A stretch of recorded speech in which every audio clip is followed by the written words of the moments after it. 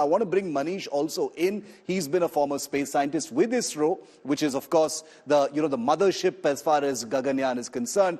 Manish, how do you see the rest of the road until the actual mission? These four men have lit up our TV screens. They're the darlings of the country now. It is on their shoulders that the actual mission will take place. But obviously, the Gaganyaan mission involves many hundreds of more men and women, across the country and literally across the world. It's very much an Indian affair. But just take us through, with your expert view, what happens from now till the actual mission?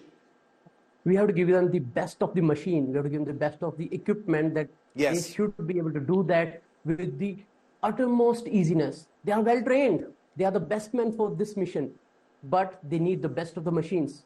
They need the best of the launch vehicle, well qualified for the human flights. They need the best of the crew escape systems. They need best of the avionics in it. They need the best of the life support system so that they are at the calm when the time requires. So right now, the road ahead will be testing all those crucial technologies.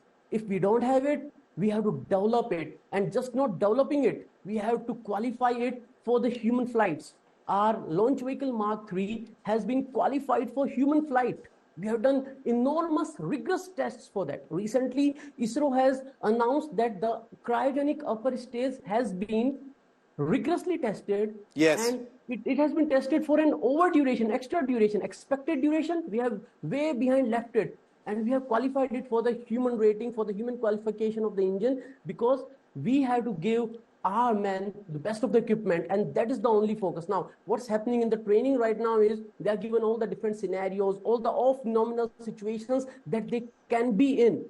But it's the machine that has to pull them out. They are well trained. But if machine malfunctions somewhere, then what's the plan B?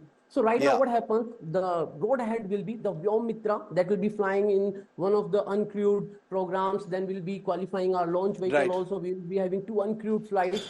These will be taken up to understand what all happens in our launch vehicle, in our crew modules when it goes up there. There are different test scenarios, like we have seen the pad abort test, we have seen the crew escape module test, but then the crew module escape test is having much more scenarios now. We have to test it with our ascending part when we are going up. We have to test it when we are coming back, when we are in the orbit, when we are approaching the orbit, because all these tests first qualify our preparedness in the technology terms.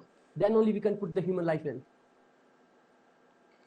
A total focus on quality, a total focus on safety, a total focus on the best possible equipment for something like this to happen. Because, Group Captain Vinod, it bears reminding over and over again that only 3 countries before us have actually sent humans into space independently as part of a sort of national space program. That is the US, Russia, not in that order. It was Russia first that put a man into space, the famous mission with Yuri Gagarin. Then there was the United States, then there's China. And finally, now there is India, which is going to do it next year. I want to ask you a slightly different question.